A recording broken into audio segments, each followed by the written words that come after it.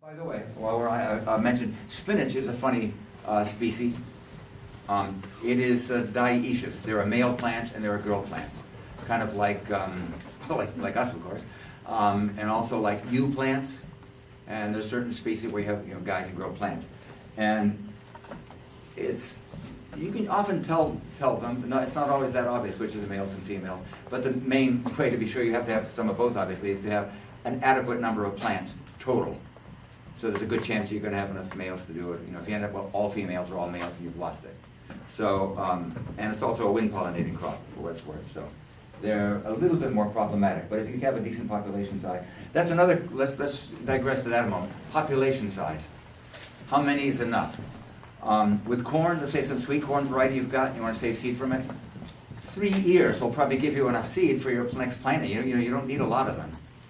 They'll give you enough seed, but not enough germplasm, not enough genetic diversity. And so, again, it's like the distance thing. No one can give you a precise thing. Some will say you better have at least 20 or 30. Some will say you better have 200, 300 plants. And again, that whole thing, it depends on another consideration is how much genetic diversity is there in that to begin with. If you have some land race, some population, right from some third world, let's say in Mexico, that every ear has got a huge amount of diversity in it. Just every kernel on that ear is somewhat different. Then half a dozen ears might do very well, thank you, for keeping the diversity. No, actually, it's the other way around. I'm sorry. You're going to need a lot of ears to get it. If you have some variety that's been highly selected and it's almost inbred, then there's not that much difference between the plants. So a smaller number will work very nicely for you. So you need to know that. In my pea collection, when I plant out peas, the big percentage of the commercial, widely grown peas from Western Europe, France, England, Holland, the United States, have been highly selected. They're what we call pure line selections, or very narrow mass selections. There isn't that much difference between them to begin with. So if you save the seed from one single plant, well, you may have pretty much got it. Do that with corn, and you haven't pretty much got it. Do that a small number of corn for even 1 or 2 generations, and again, you end up with a sickly, you lose a lot of plant vigor. So that's why with a lot of these questions, you have how much distance, how much number of plants. It's impossible to give you straightforward answers. It depends on. So I'm trying to give you some of the parameters, which are not, themselves. One of the complications with corn, of course, well, with some of these things, let's say I tell you that you've got to save at least 100, you really have to save 100 corn plants. Not only to have enough seed, but to have enough genetic diversity. Well, you only plant a few rows of corn, saving 100 ears of corn plants is going to be half your crop. Well, that's not too cool. So what can you do about it? Cabbage.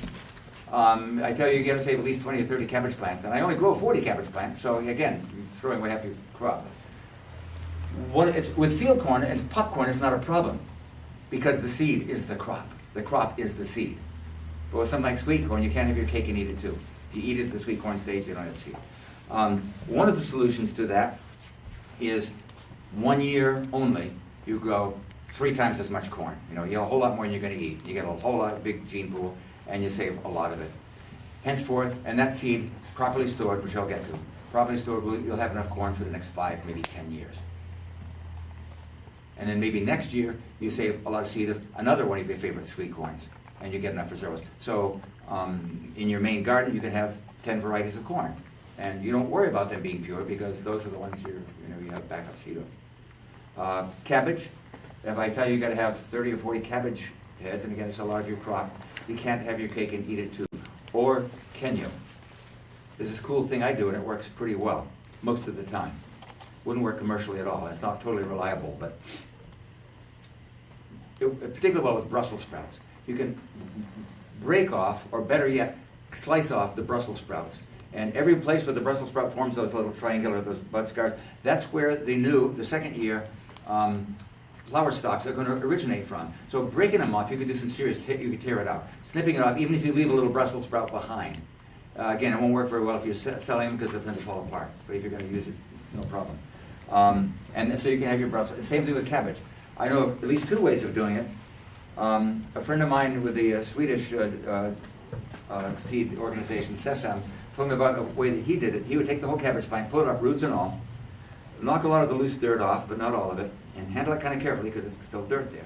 He would put it on a table with a cutting board there, lay it down sideways, take a sharp knife, and lop off the side, lop off that cabbage. Being careful not to go in that little core, the center of the cabbage, being careful not to get into that. That's the tip of the stalk, and leave that alone. Then turn it this way and stalk it that way. And get pretty much all of the cabbage there. And then you've got the stalk and the thing there. Now, again, you have to be careful, you don't want to get dirt in with it, so put it down that way. A problem with that, of course, is that cabbage you've chopped off is not going to keep through the winter. You've got to either make it into sauerkraut right away, or chop it, blanch it, freeze it, or whatever, but still, you can have that cabbage. There's, in fact, no advantage to leaving it on. It'll just rot during the winter. It'll do no good for the plant, so it's good to get rid of it. The other thing I do, which is a lot simpler and it works almost as well, is to break off.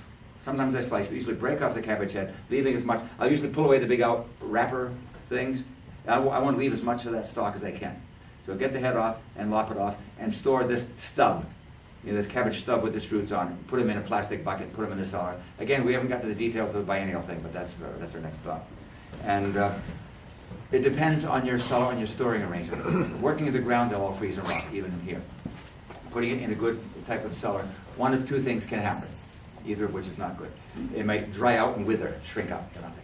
Or it might be too damp and they rot. If you can get it about right, it's hard to know what about right is, you'll have a big percentage of these stubs there in the spring. Sometimes, even while they're beginning to either wither or rot, those side things still start sending up stalks. So it may still work. It may still yet rot, but your side things keep coming up. So that works for me. That way I get to have my cake and eat it too.